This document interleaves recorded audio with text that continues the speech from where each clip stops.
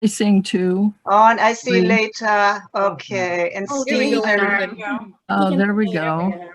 So we're going to get started here. So if you aren't we reading go. at the moment, we please remind you all to mute yourselves for the time being. Gabrielle.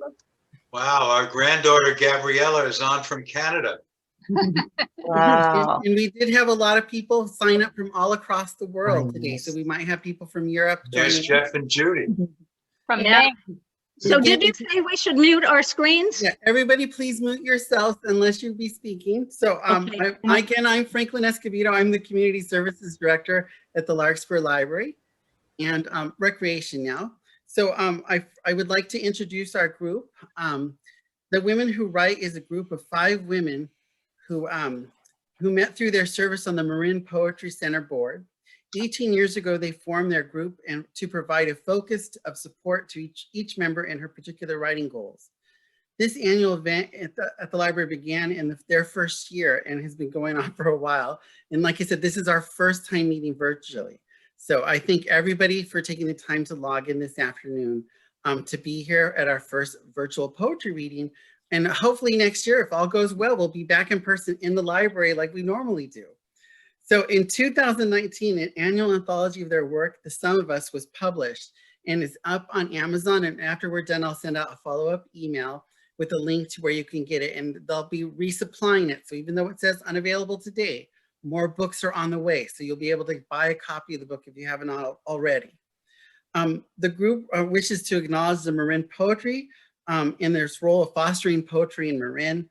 Their website has all the information and events and membership.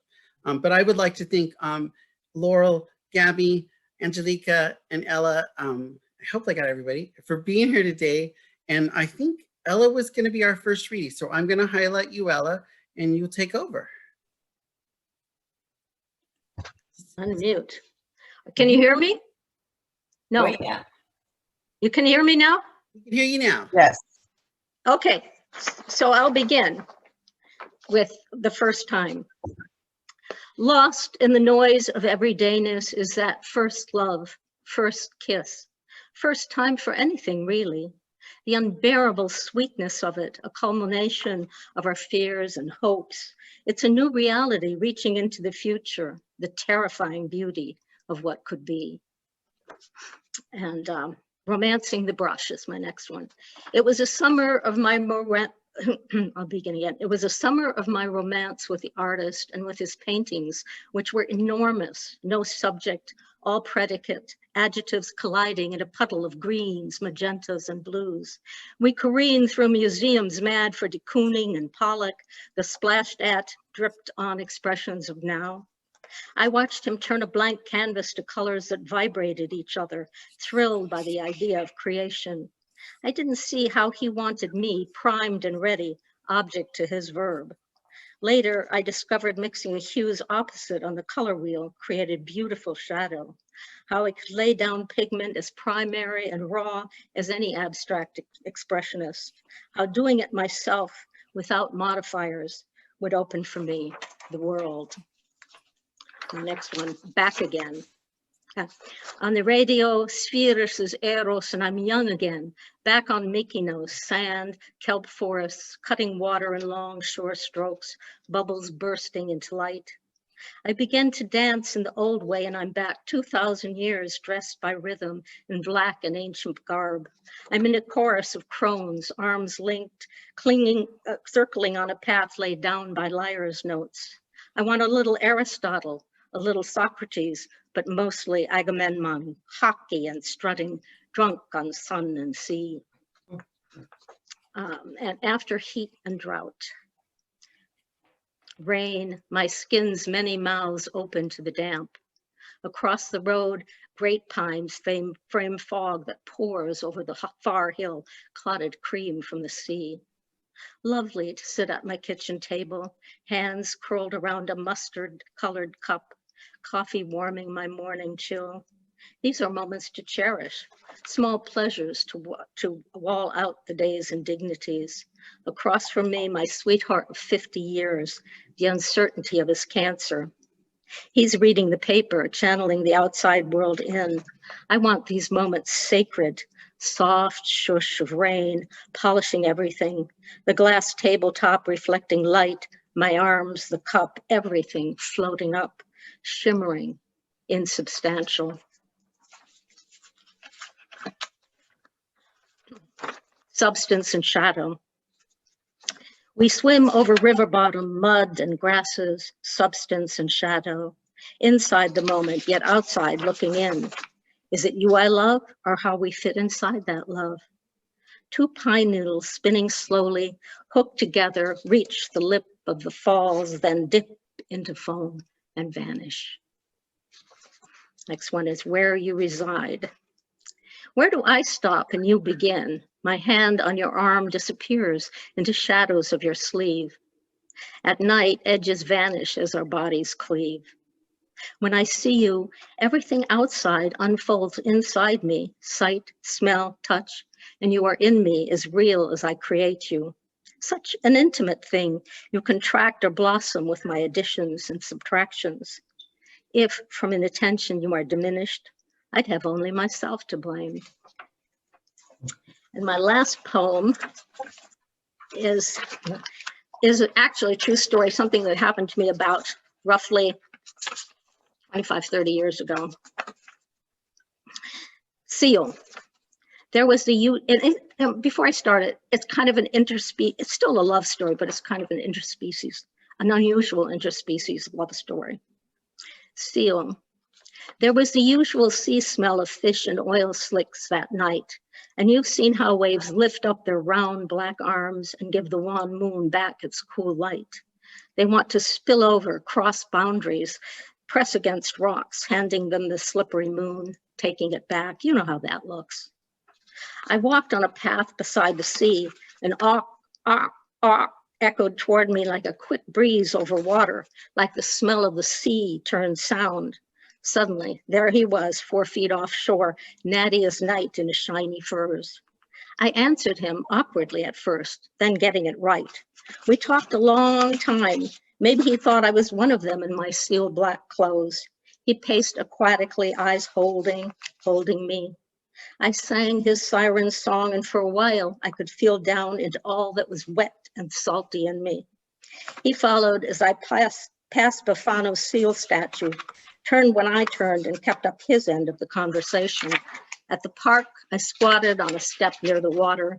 He swam up close and we were quiet. What could we do? Rub noses or flanks? We were reaching past difference. We were making love. We each awked the last 2 times, then he dipped under that thick black syrup, popped up 100 feet offshore for a last look and was gone, leaving me a bit of his mystery, a trace of salt taste on my tongue when I wake. Our next reader is Laurel Feigenbaum. She's a fine poet who says writing is a way of coping with the often observed world we live in. She is widely published and, like most of the writers in our group, has served on the board of the Marin Poetry Center. Her first book is called The Daily Absurd. And she's an inspiration to all of us, because if I can be half as bright and witty as she is when I hit age 90, I will be really happy. Please welcome Laurel Feigenbaum. Oh my God, Ella, thank you. I'll take off my love glasses. Don't have a hat, but that's it. I'm going to, love and kindness and all these things can occur even during a pandemic. So that's where I'm starting. And this is called Coronavirus Kindness. A friend brings rolls of toilet paper, a bottle of Purell, calls out as she leaves, "Gold, baby." No hugs or kisses, only gestures that mimic thanks, love, appreciation. I'm buried in boxes of paper napkins, Kleenex, towels, wipes, drowning in cases of water, Lysol, alcohol. A neighbor knocks on the door or calls, "Do you need anything? I'm going to the store." 6 feet apart visits from a grandson or daughter bearing gifts, a plaid mask, books, banana bread, ice cream, chicken soup, leftovers. along with admonitions of do's and don'ts. Isolate, stay home, disinfect. My grandson says, I'll bring whatever you need, ASAP. No risk taking. I want my children to know you.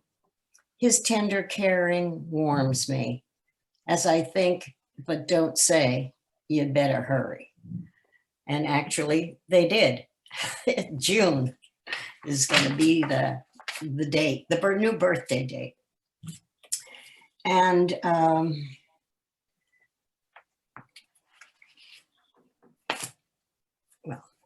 and this is from our book that you see out there, The Sum of Us. And this is called Words and Music. If this were a practice life, in the next I'd croon and scat like Elle, get down and dirty with Etta, glide across the floor with Fred or Jean, improvise with Basie, score like Sondheim or Hammerstein. In my spare time, I'd cultivate a garden, be fluent in Spanish, make souffles like Julia, lounge, putter, fritter, bask, like peanut butter, have a big brother, add a lover. And let's see, where's my, and this one is called Ode to a Great-Granddaughter.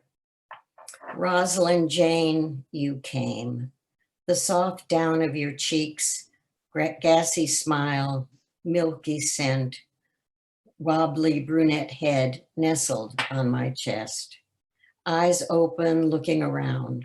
What is it like to breathe air, hiccup, sneeze, bellow, hear a dog bark, be licked, sniffed, and your flailing arms and legs, luxuriant stretches, the reaching open oval of your mouth like a small bird's eager to feed. And on the fullness of life, your mother, my granddaughter, nursing, and the memory of my mother holding your mother. And well, this I'm reading from this chapbook called Matrimony, and that's a wedding picture, as you can see. And my husband passed away a little over 4 years ago. So this is an elegy. Perhaps it was Mozart's magic flute, Papageno's net, the alignment of stars the night we met. On the cusp of a new year, friends gathered, played charades, kissed at midnight and after. The host brother home from medical school, tall, tender, trim, quirky smile, bonny blue eyes and skin, funny and a little drunk. Into my net there'd been Bert who danced divinely, George who courted with yellow roses, and Larry who quoted Keats and Browning. Let me count the ways. But this was different. His touch, voice, silky earlobe, like Papagena, my heart sang. From the first hello, like an arrow shot straight to a vital part. I loved him head to toe, always in my heart, my tears, my core, and more, here or not. And then I'm going to read, what am I reading here? Well, I'm going to end actually with a poem called Letter to Myself. It doesn't seem that long ago, alone in a quiet house, you on call at the hospital, the children out, silence, welcome. As I write this, I am alone again, a widow now with Mozart for company, before silence closes in. But I wear no weeds. I think of your touch, the sweetness of it, how it moved me at 21 and still could. Your arm around my shoulder, holding hands, lying next to each other these last months, legs entwined as best we could, your arms across my belly. Calm, peaceful, melting as I had all those 66 years. How greedy can you get? I ask myself. Thank you. And now it's my pleasure to introduce Melanie Mayer, a longtime woman who writes, as well as doing so many other things, an excellent writer, a good mother, a good wife, a good friend, and all of those things come, and a good dog mother as well. All of those things come into her poetry in wonderful images and clear and devoted to all those things. And it's really my pleasure to welcome my friend, Melanie Mayer. Oh my goodness. Thank you so much. Whoops, there we go. I'm going to read 2 poems from our book, The Sum of Us. This was written after a trip to Turkey, where I did go across the Anatolian plain. After visiting Rumi, my bus crosses the Anatolian plain, scorched, yellow. Here and there, trees break monotony. In the distance, your receding figure walks towards mountains shrouded in cloud. I ache to follow. Will these tears of mine never stop? My heart, since you left, there is nothing.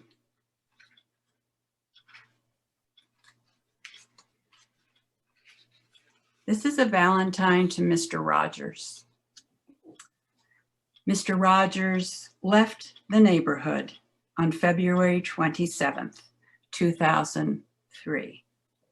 I remember how my daughters curled into me. Those afternoons we watched him on TV. He'd walk in the door, hang up his jacket, put on that red sweater, take off his street shoes, and pull on sneakers. He lulled us with his starry voice, spoke soothing words into the camera for 30 years. He gently bolstered the American dream. These days, it's eroded. These days, I wish Mr. Rogers would walk in the door again.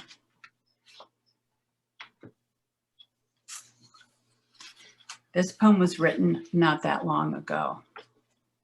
Reflections 2020, an unreasonably warm October 31st, week 31 of the pandemic. 4 long days before the contentious election. Fortunate living next to a lagoon with lots of outdoor space, space to watch great blue heron, long-necked egrets, geese, ducks, and pelicans land. A place to watch an occasional monarch flutter by. Watch my husband, cane in hand, pick apples from our sole fruit tree. This, its last crop of the season.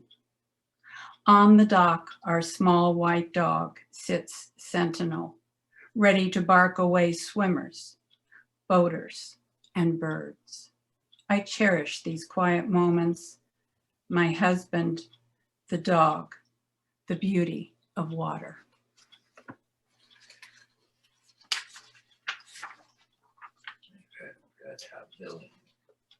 This is a Valentine for my husband at water's edge.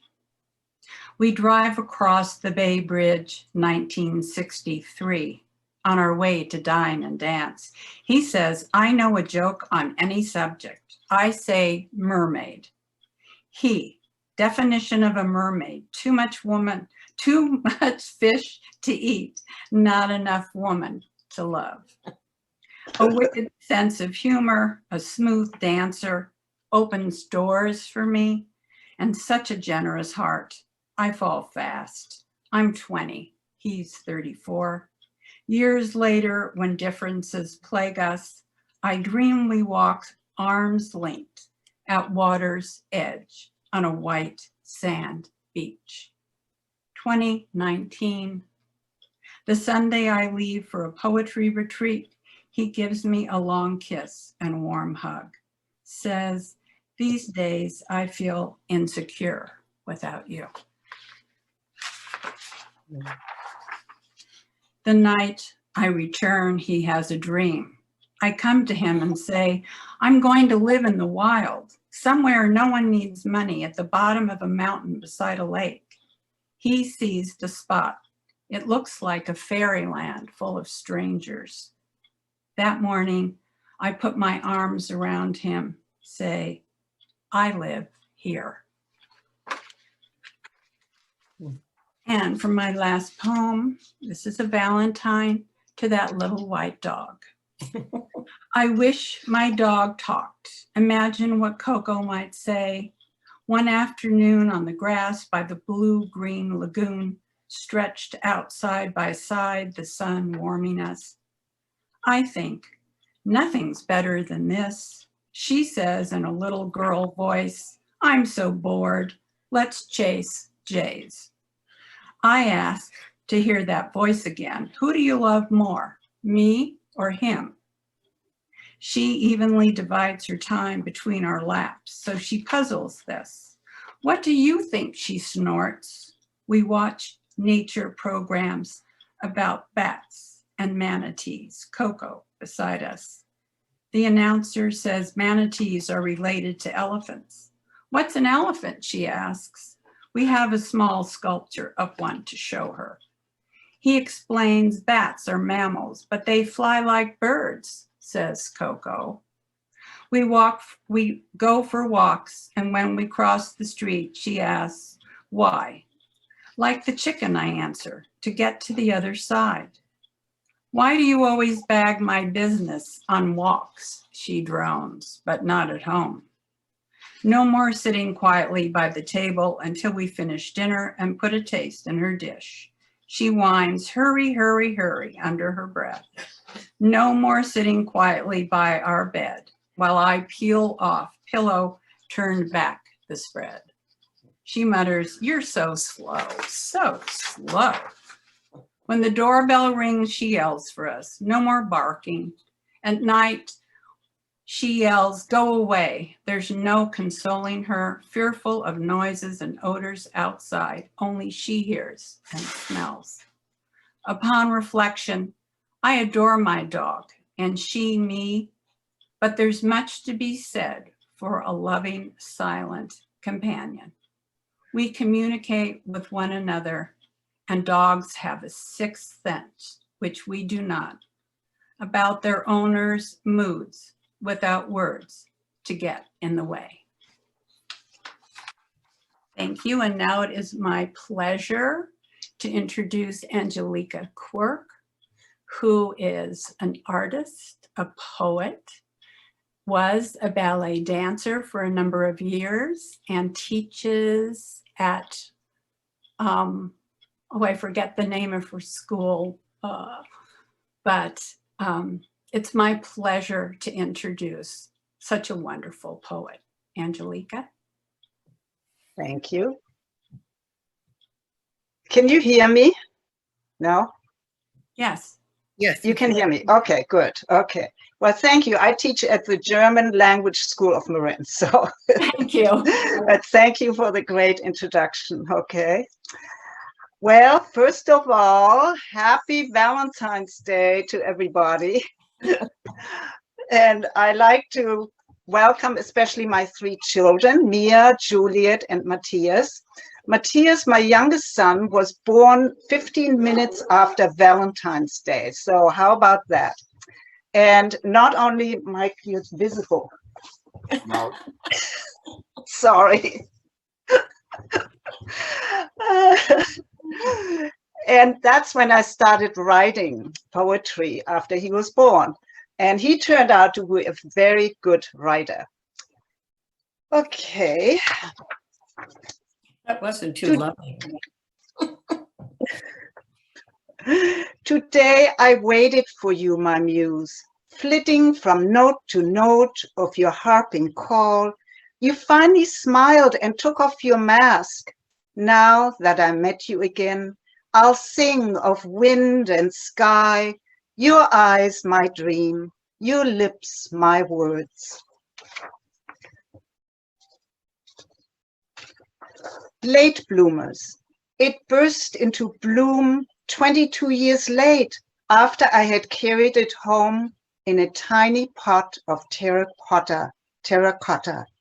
22 years late, an explosion of petals and shooting stars, moist and sticky, of sap and scent oozing down the stem, its sweet fermentation intoxicating after years of abstinence. Just like the shiver in my voice, the yearning for his face after distance, after silence. Mike and I have done many cruises in Europe on different rivers. The Danube is one of my favorite rivers to cruise on. This has a backstory that is not true, okay? Cruising the Danube. Pleasure seekers, geezers, gawkers, hipsters, imposters on a boat, on a trip, cruising down river. We sit midship, sipping red wine and laughter. A gypsy girl flirts with my lover from Melk to Vienna, past monasteries where monks had dug tunnels to nunneries. Let's leave behind the mist of century. Let's roam the hills of the Viennese woods where Beethoven lost his hearing but found Elise, where winds rustle with ancient gossip from canopies to sky to castle. River of blue waves, she flows, she heaves, she sighs, she waltzes by. I yearn for Linzer Torte in coffee houses, for Viennese balls, and try to grasp the essence of loss. Merrymakers, sun worshippers, widows, spinsters with tickets to the end of the trip, to the mouth of the river, they float along and lounge, listening to their own chatter. Lipstick ladies with floppy hats on deck, bathing, inhaling Bloody Marys, rumors, and the rush of the river. After he left me for a redhead, the one with the voice of a canary, I decided to get off before sorrow would swallow me and pull me under, before shipwrecked, before the end of the journey, before the Black Sea. My next poem was written for my husband after he came out of the ICU and the hospital. This was about 8 years ago, I would say. And I'm going to read just a portion of it, the first stanza and the last stanza. To die, to live. Along white corridors, the smell of disinfectant, Novocaine. I pushed his wheelchair down the ramp for the last time, away from tubal attachments and ticking monitors and nurses in scrubs like floating ghosts with stethoscopes, checking his pulse, his breath, his heart. No machines, no monitors could measure his will to live, to die, to live. When Father Murphy came to anoint the sick, he gave my husband not the last rites, but the Holy Sacrament. He says he wants an orange. I pick the largest from our tree. I carry it into the house like the sun after a dreary day. He sucks on it. He inhales the scent, the light, the promise of another day, another night. And my last poem is lighter, so it's called Match.com. Any hearts for sale? What is your price tag? 10 minutes here, 10 minutes there. Are you willing to commute? He surfed the internet for non-committal relationships. He winked at the blondes, and the ones with kinky curls, scanned their photo images and stroked their egos. Then the computer froze. Any hearts for sale? At what cost? A tear here, a virgin touch there, or claustrophobic embraces? He grasps the mouse tightly. He clicked, no response. He clicked again, she emailed him. They met Saturday night. She knew then his wandering eyes, yet fell for him anyway. The next day, when she called, only his voicemail answered. Now at night, she sees his screen stay lit, her eyes staring, then bleeding into the horizontal grid. Thank you. And I like to introduce my very good friend, Gabrielle Rilleau. We did many years of working together on the high school poetry program, which for 6 years it was. She was just so knowledgeable about it and so into it that I really enjoyed working with her. And she also started the group here that I've been part of only a few years. And she's just always into something. She's just very busy and very talented and a beautiful person and a good poet. So let's welcome Gaby Rilleau.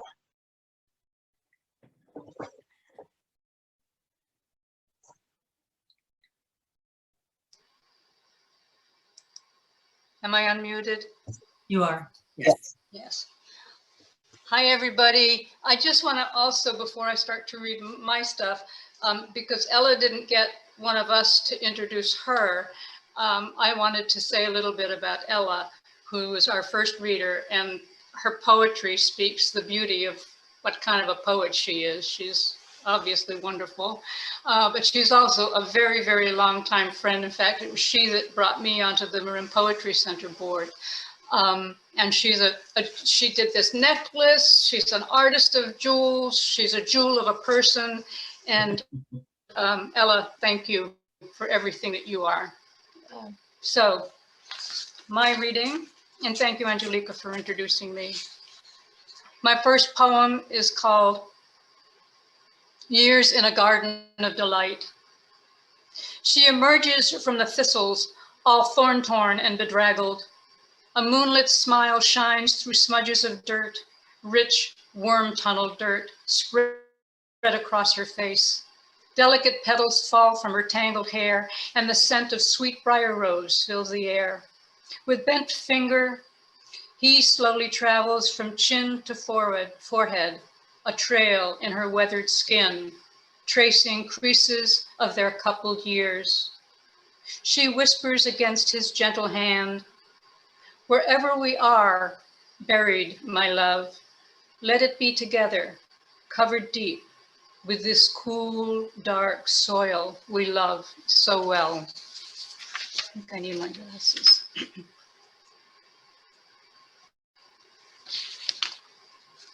The next poem is Love in the Era of Pandemic. It's the pot of chicken soup simmering on the burner with carrots, kale, and pearl couscous. It's the sharing that soup with neighbors who bring arugula and fresh fruit, persimmons from their trees. It is patience at the post office and the line outside the market. Love in the pandemic is the lengthy phone calls giving semblance of a real visit. Solitary walks around a still neighborhood, not minding if those you pass do not return your greeting. It is the garden, putting it to bed at summer's end and witnessing spring's awakening with the jonquils and the Gruber daisy weaving their yellow and orange blossoms. Love in the pandemic is appreciating each single breath, the in and the out of it, and the gratitude for what is good.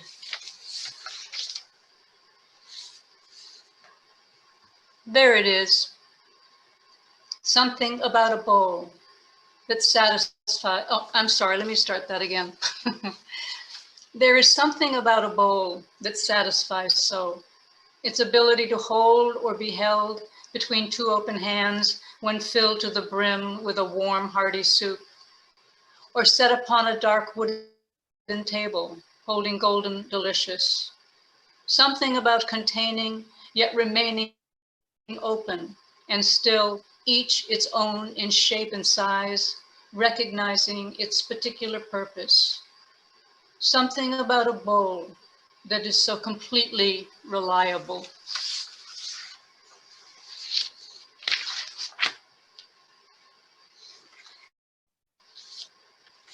Okay. So today is my husband's birthday. So my love poems feel especially loving on this day. And so these next poems are in our anthology and dedicated to that man I love. Loving you. When it comes to the words which say exactly what I feel in loving you, to find the words I trust your ears would hear, or eyes would read precisely as I mean, with not a single word left out and not an extra word thrown in to gaudy up the easiness of all I feel for you. When it comes to finding words, these words, it is a search I expect to continue my life's remaining days, always seeking the perfect way to say everything I mean when it comes to loving you. And the next is on the honeymoon. I meant to say before we shoved off that this boat has a few holes. It leaks here and there, and I meant to tell you there is a storm due sometime soon. And oh yes, I meant to say I do not know how to sail, but I can swim. I meant to ask you, can you swim too?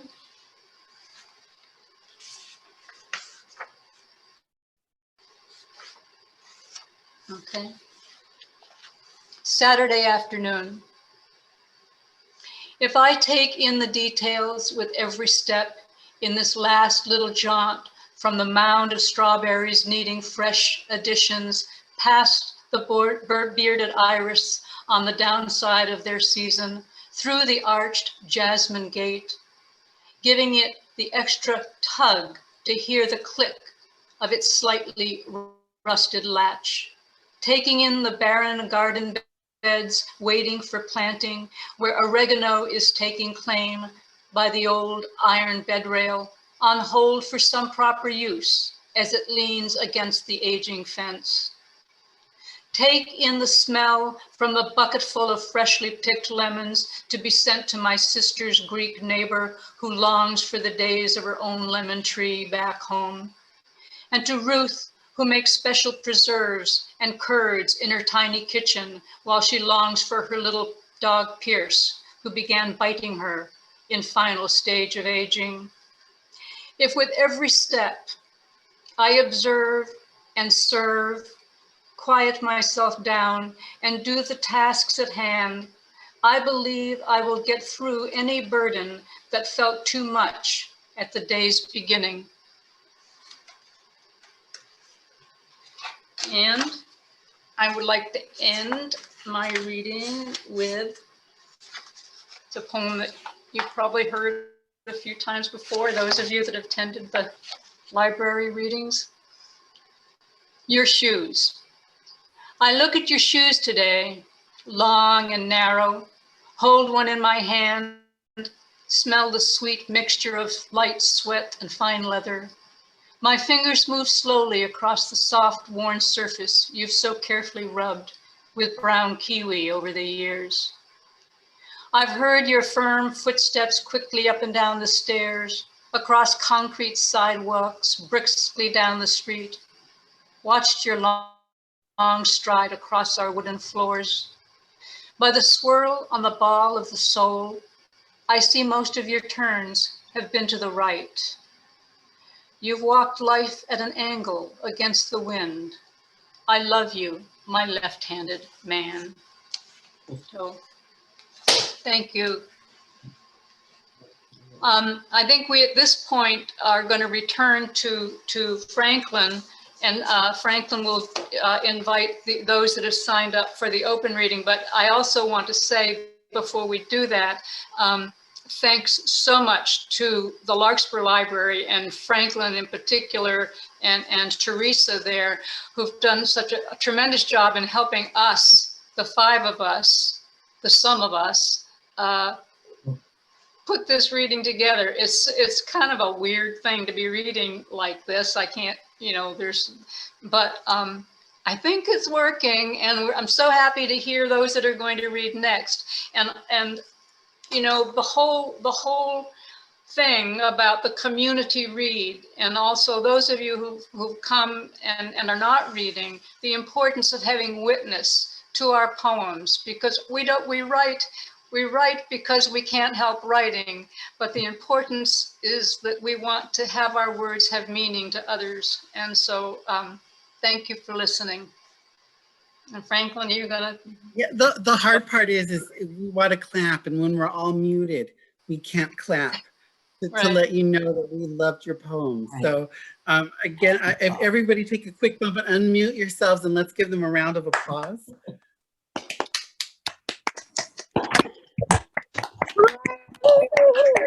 Bravo! Round of Times 5.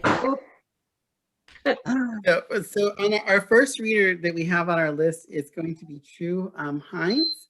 So let me find you real quick, True, and I'll spotlight you, and you could read your poem. There you are. Take this hat off. You're all set, True. need to unmute. Oh, we can hear you. No, she's still muted, True. So It's on the bottom, True. Now she's you're okay. good. Yeah. Okay.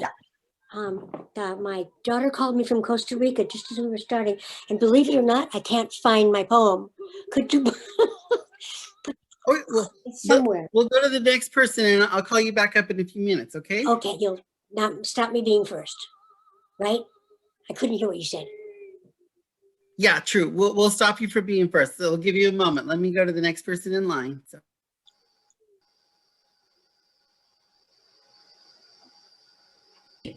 Oh my God in heaven.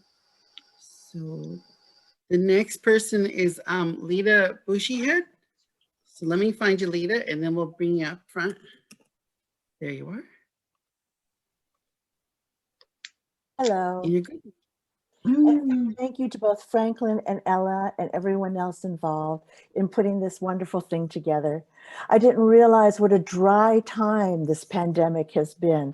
And so to be immersed in poetry, but especially in love, has been a wonderful, wonderful feeling. And so I have one small piece to add today. And its title is Once Upon a Time. I could have married rich, might have married grand, but I wanted you with the funny wide feet that walk steady and so well grounded on this earth. We stepped into each other and found ourselves, as in a fairy tale, standing on a golden hill in the warmth of our own private sun, surveying the sky, bowing trees, the awaiting city, the fabled kingdom of ever after. Dreams and stories end, but until then, we laugh every day in thanksgiving to whoever had the idea that in this phenomenal world, there should be joy. Thank you. You.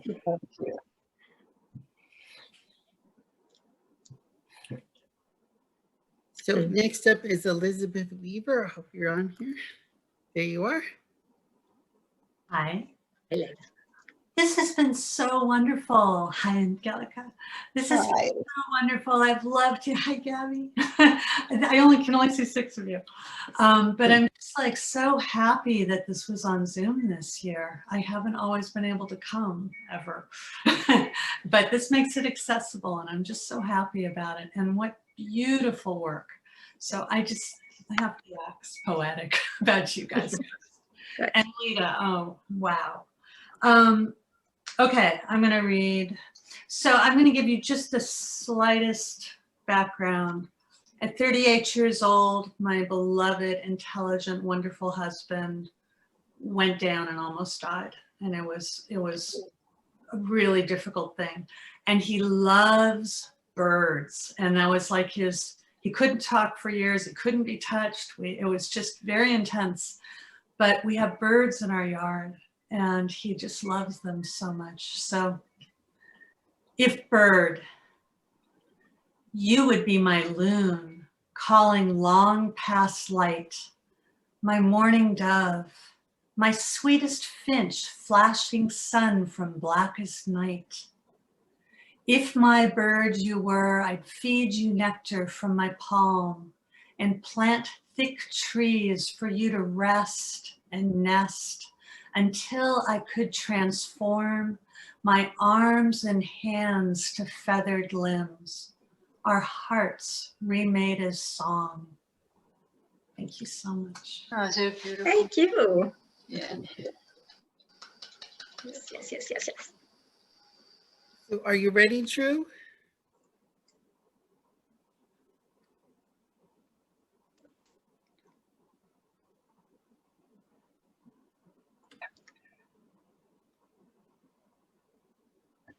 No sound. Unmute yourself.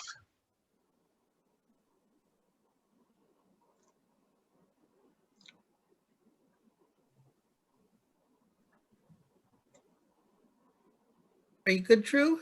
Yeah. Okay. So much love being shared, just what I've heard so far. And your faces and everything, it's just feeling like all the loneliness that's happened and all the pain that's happened and all the grief that's happened. It's just like we're coming in. Oh, good. It's just lovely, just lovely. And the fact that that's just not that, it's like you're going through one of these poems I was calling string theory, but then it came out, immediately went to spring theory. And my progression has been, this is the 5th poem that I've got that I was absolutely going to read to you. And so I just will. And the other one was about the girls all getting dressed to go to a party and the boys are next door and they get all up in the way girls do about being in love. And they then have the last part thing says, she walks off with this boy into her life. And for him, she felt like a beautiful seed going to the earth. And he was like a rock going to anyway, that was an interesting poem. And then when you said the one about the birds and how you felt about the birds, they have recently found for me the redwoods. And I don't know if you know, but it's a place that has a marsh and lots of birds. And I'm sitting here with a window looking out over it. And it's very beautiful. And there's a lot of illness going on around here. And so it's just, this poem is called, Is Beauty a Color or a Sound? So give me clean birds who soar and look ahead, who can hear the call of beauty. Hologram birds, metaphor birds, who rise like a phoenix from the ashes when there's been neither fire nor story. Give me birds who have experienced being beautiful by flying with other birds, with hummingbirds with crimson breasts, with owls who keep death clean. Give me birds who would never go near a coal mine or enter a neighbor's cage. What bird is meaner than a seagull, more selfish? Yet I do remember how the dove found a sprig of laurel and flew me into clarity. Oh, okay. Thank So, you. you guys, thank you so much. Thank you. So our next reader is Steve Stein. I'm going to bring you up, Steve. Steve, Ah, there he is. All right. Well, I am privileged to be the husband of Gabrielle Rilleau. And our journey started 40 years ago when the most beautiful woman I'd ever seen walked into my office, and that was the magic. Gaby's given me the gift of love and caring and a wonderful family. And I acknowledge Seth and Suzanne and grandchildren. Gabrielle is on watching this too. I thought long and hard about what gift to give Gaby at for Valentine's Day.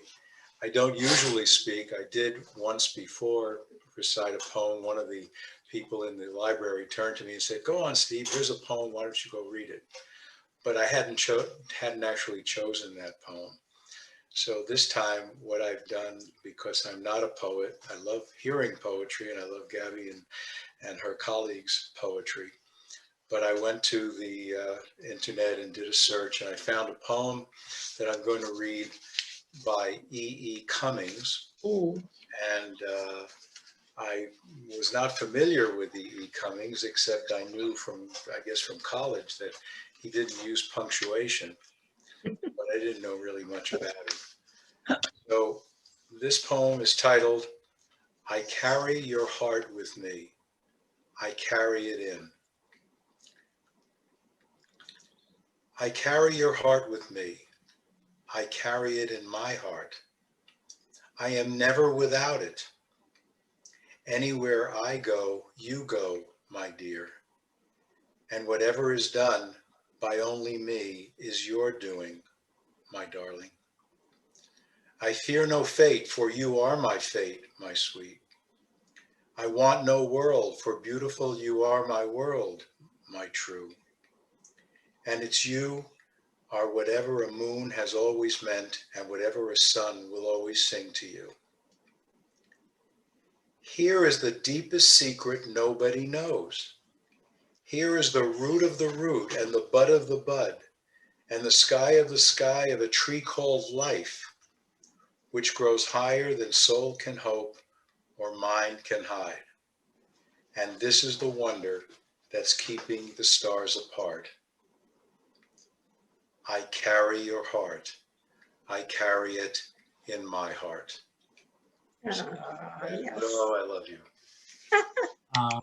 beautiful. Really. Lovely. So our last sign up was Peter Butler, but I don't see him online. So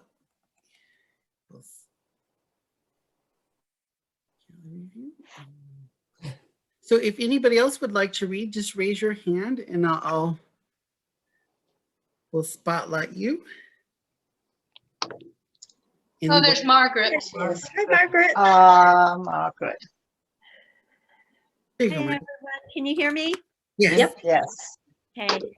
If you've been to the in-person readings of the past, I used to love to be with Mother Doris, and this poem is for her. It's called "The Last Time My Mother Made Valentines, I Received 3. Already, difficulty choosing colors, designs, straining to compose witticisms that once were second nature. The blank cards numerous, vast, her mind contracting, options vanishing. Mom's inscription, still a fine filigree, a blooming vine to my bare scrawl. Her address book in shambles, so I became assistant. At times, I judge worthiness of recipients, grudgingly licking flaps, pressing stamps at the corners of envelopes. I'd say, let's put away the glitter ribbons, but her output kept increasing with repeats she'd insisted weren't sent, arguing against my logic. my ignorance. I didn't know how forgetting recalibrated love's ledger, lent credence to complete forgiveness. Instead, I called it confusion. I didn't comprehend the final flowering, profuse, the essence of her passing. Love you, Mommy. Very nice.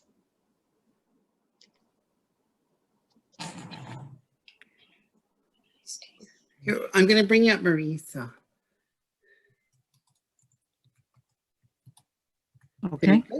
Marie. Hello, Hi Marie. there. Hi there. Hi. Okay, let's get it. I have something right on my screen saying unmute yourself. I'm already unmuted. It's so good to see everyone. And thank you all for your beautiful poetry. The only way I could do like a 1-minute poem is to read something by someone else. And so I found a poem by Federico Garcia Lorca, which is surprisingly not about blood and death, but it is called, and I'm going to read it in Spanish and then in English. Variación. El romanzo del aire bajo la rama de eco. El romanzo de agua bajo fronda de luceros. El romanzo de tu boca bajo espesura de besos. Variations. The still waters of the air under the bow of the echo. The still waters of the water under a frond of stars.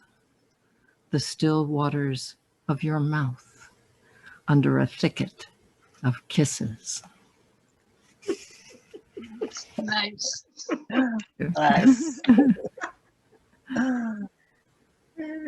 Lovely. Good to see you, Marie. Yes. See you. So is there anybody else who would like to read, or Gary? Okay, I'm going to bring you up to the top, Gary. And then, Let me Yeah. unmute. there you go. Okay, can you hear me? Yep. Good. Yes, yes. Good. I had no intention to do any reading. I was really enjoying all of the recitation. And when it came time to have a chance to do something myself, I thought, well, there's a song that I wrote for my wife when I met her. I didn't have much money. We met about 38 years ago. And I knew it was her birthday coming up in less than a week. So I decided, well, I play the guitar and I sing, so I'll write her a song. And I have to say, all the songs I had written before were all about the lonely path down the road of life. This was the first one that I wrote that was really a love song. So I'm just going to recite it. Hopefully I don't need to read it because I know it. It goes, in the stillness of the morning, I see you in a vision. The sadness in your brown eyes reminds me of my pain.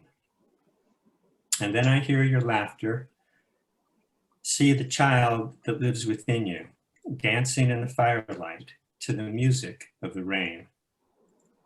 The strength I feel around you is the softness that you give me, as the sun pushes the clouds away and the dawn becomes the day.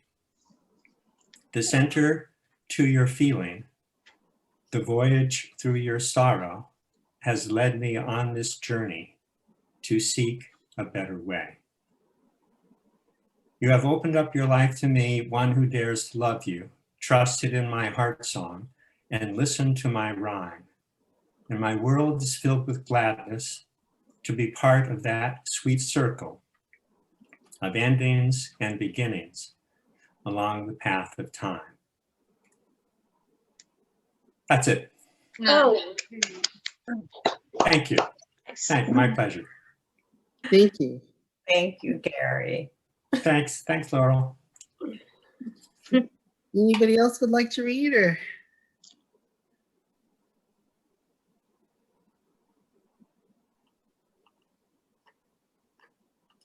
Come on. I'm not seeing any more hands. So I thank you all for joining us today. And I think it's time for Froggy, right, Gabby? Okay, here's our little froggy.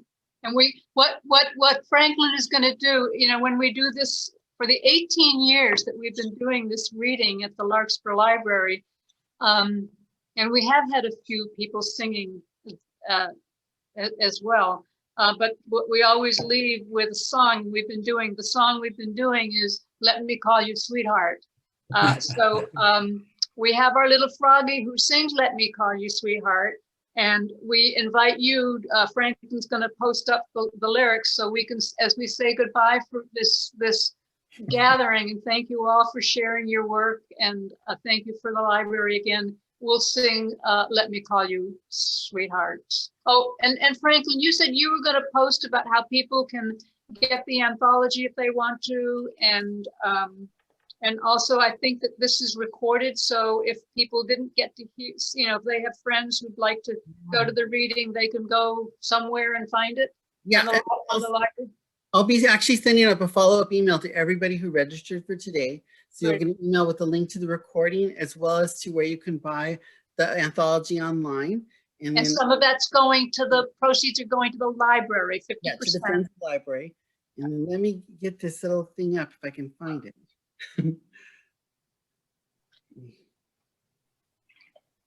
Trying to share the actual little video so you guys can sing along.